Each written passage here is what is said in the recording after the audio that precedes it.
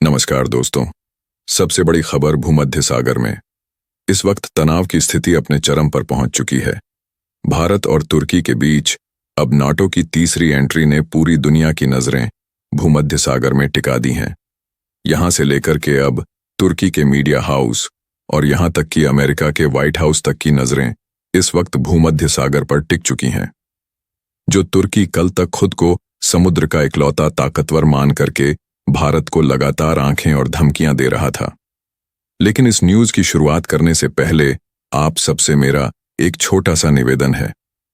देखिए दोस्तों, आप लोग तो कॉमेडी शो और फालतू डांस करने वाली वीडियोस को खुलकर लाइक, शेयर और सब्सक्राइब करते हो, लेकिन जब बात आती है अपने देश की, अपने भारत की, तब आप सब कहीं ना कहीं पीछे हट जाते हो। क्या यह सही है? हम जब अपने देश की आन बान और शान की बात करते हैं, जब हम भारत का झंडा दुनिया के मंचों पर लहराते हैं, तब हमारे वीडियो को देखने वाले लाखों होते हैं, मगर सब्सक्राइब करने वाले मुश्किल से 20 से 25% ही हैं और हमको कम सपोर्ट मिलता है। हमने आज तक अपने दर्शकों से भीख नहीं मांगी, लेकिन आज कहना पड़ रहा है, अगर सच में आप भारत माता से प्यार करते हैं, अगर आप मानते हैं कि यह देश आपकी पहचान और आपका गर्व है, तो अभी इसी वक्त इस वीडियो को लाइक कीजिए, चैनल को सब्सक्राइब कीजिए और कमेंट बॉक्स में जय हिंद और भारत माता की जय जरूर लिखे दोस्तों। अब वही तुर्की खुद भी इस पूरे के पूरे घटनाक्रम में फंस चुका है। दरअसल अब इस मामले में नाटो की एंट्री ने पूरी दुनिया के सिनेरियो को ही बदल दिया है। हाल यह बन चुका है कि पिछले 24 घंटों में जब से नाटो ने भूमध्य सागर में एंट्री ली है, उसके बाद से भूमध्य सागर की हवा रुख दोनों बदल चुका है। न सिर्फ अब तक भारत के लिए, बल्कि अब यह हाल तुर्की के लिए भी वही हो चुका है जो भारत के लिए तुर्की बनाने की कोशिश में लगा हुआ था। दरअसल अब तक जो नाटो यह कह रहा था कि वह भूमध्य सागर में भारत के खिलाफ कोई एक्शन नहीं लेगा, और भारत ने ऐसा कोई भी कदम नहीं उठाया है जिसके चलते तुर्की को भारत के खिलाफ या फिर नाटो को भारत के खिलाफ एक्शन लेने की जरूरत पड़े। अब उसी नाटो ने अपनी चाल बदल दी है। दरअसल नाटो ने इस वक्त भूमध्य सागर की पूरी तरीके से घेराबंदी शुरू कर दी है। हाल यह बन चुका है कि नाटो के लगभग 150 से ज्यादा युद्धपोत इस वक्त भूमध्य सागर में पहुंच चुके हैं। यहां तक कि भूमध्य सागर के वह रास्ते जिसे भूमध्य सागर की कुंजी यानी कि जिब्राल्टर जलसंध कहा जाता है, दूसरा स्वेज नहर का रास्ता, जो इन दोनों के सबसे मुख्य अहम एंट्री और एग्जिट द्वार हैं, इन दोनों को इस वक्त नाटो ने पूरी तरीके से घेराबंदी कर ली है। और हाल यह बन चुका है कि अब यहां पर नाटो ने अपनी सबसे बड़ी ताकतवर सेना को भी उतार दिया है। दरअसल नाटो की एंट्री कहा जाए तो सीधे अमेरिका की एंट्री इस पूरे घटनाक्रम के बीच हो चुकी है, और इस चीज को लेकर के जिस बात का डर भारत को सता रहा था, आखिरकार वही हुआ है। तुर्की ने अपने बचाव के चलते इस पूरे घटनाक्रम को वैश्विक बना दिया है, और अब यह वैश्विक घटनाक्रम में नाटो की एंट्री ने नाटो के इरादे भी साफ कर दिए हैं। इस वक्त जो खबर सामने आ रही है वह अब तक की सबसे अहम खबर बन चुकी है, और इस खबर के बीच अब युद्धपोतों की स्थितियां लगातार आमने सामने बढ़ती हुई नजर आ रही हैं। स्थिति तनाव के चरम पर पहुंच चुकी है। एक तरफ तुर्की, दूसरी तरफ भारत और तीसरी तरफ नाटो, यानी कि तीनों एक दूसरे के आमने सामने पहुंच चुके हैं। तुर्की को लगा था कि नाटो की सेना उसके साथ होगी, लेकिन अब स्थिति ऐसी बन चुकी है कि कोई भी किसी के साथ नहीं है। ना तो नाटो भारत के साथ है, ना ही नाटो तुर्की के साथ है, बल्कि नाटो ने अपना एक नया एजेंडा शुरू कर दिया है भूमध्य सागर में, जो पूरी दुनिया को चौंका देने वाला है। क्या है इस वक्त पूरी खबर? क्या पूरी अपडेट सामने आ रही है? भारत ने इसको लेकर के बहुत बड़ा कदम उठाया है। भारत की तरफ से अब तक की सबसे बड़ी सामरिक सख्ती को इस वक्त भूमध्य सागर में भारत ने उतारने का फाइनल फैसला भी लिया है। दोस्तों, भारत ने इस वक्त न सिर्फ अपनी कूटनीतिक क्षमता का परिचय दिया है, बल्कि भारत ने इस वक्त अपनी सामरिक शक्ति का सबसे बड़ा प्रदर्शन अब भूमध्य सागर में शुरू कर दिया है।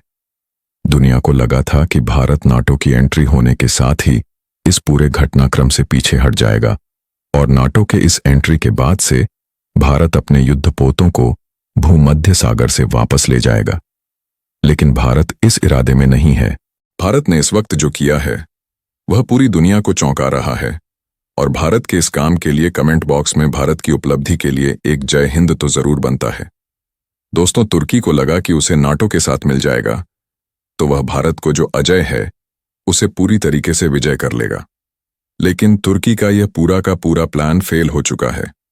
जहां एक तरफ नाटो की एंट्री से भारत को यह भी लगा था कि नाटो ने जैसे ही आते हुए भारत को लेकर के स्टेटमेंट दिया कि भारत के ऊपर वह कोई कार्रवाई नहीं करेगा, लेकिन अब पूरे के पूरे नाटो में अमेरिका की एंट्री ने इस पूरे सिनेरियो को ही बदल डाला है। दरअसल अब तक नाटो देश में ब्रिटेन, यूरोप सहित फ्रांस, इटली, जर्मनी या देशों ने इसको लेकर के फैसले ले रहे थे।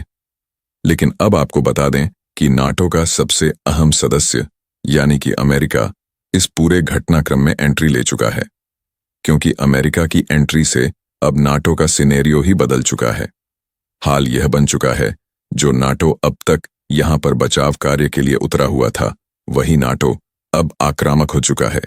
यानी कि नाटो ने पूरे अपने प्लान को चेंज कर दिया है। अब तक यह कहा जा रहा था कि वह भूमध्य सागर को सुरक्षा देने जा रहा है, लेकिन यहां पर अब नाटो के इरादे बिल्कुल बदल चुके हैं। यहां पर नाटो ने कुछ ऐसी स्थिति पैदा कर दी है जब तनाव और भी ज्यादा बढ़ चुका है। नाटो ने युद्धपोतों से अपनी घेराबंदी शुरू कर दी है। नाटो का यह सबसे बड़ा कदम उठाया गया है। पिछले 24 घंटों की तरफ से जब तक भारत को यह लग रहा था कि नाटो कोई सकारात्मक कदम उठाएगा, तभी नाटो ने अचानक चाल पलटते हुए अब युद्धपोतों के जरिए पूरे भूमध्य सागर की घेराबंदी कर दी है। इस घेराबंदी का मतलब यह है कि ना तो अब कोई भूमध्य सागर में एंटर कर सकता है और ना ही कोई भी युद्धपोत इस वक्त भूमध्य सागर से बाहर एग्जिट कर सकता है। इसके चलते भारत के 4 युद्धपोत इस वक्त भूमध्य सागर में मौजूद हैं। यहां पर तुर्की के भी युद्धपोत हैं, लेकिन नाटो ने सबसे भारी संख्या में युद्धपोतों की तैनाती कर दी है और इसके साथ ही साथ यहां पर नाटो ने अपने युद्धपोतों में लगभग 20,000 से ज्यादा ट्रूपर्स को तैनात किया है।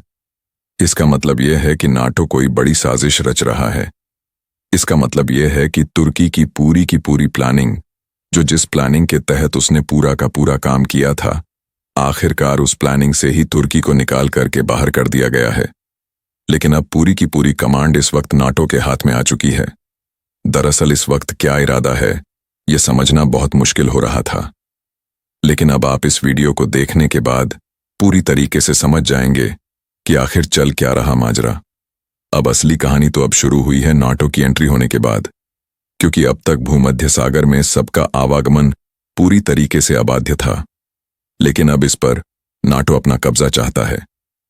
जी हां, नाटो ने बहुत बड़े इरादे के तहत यह पूरी प्लानिंग को अंजाम दिया है।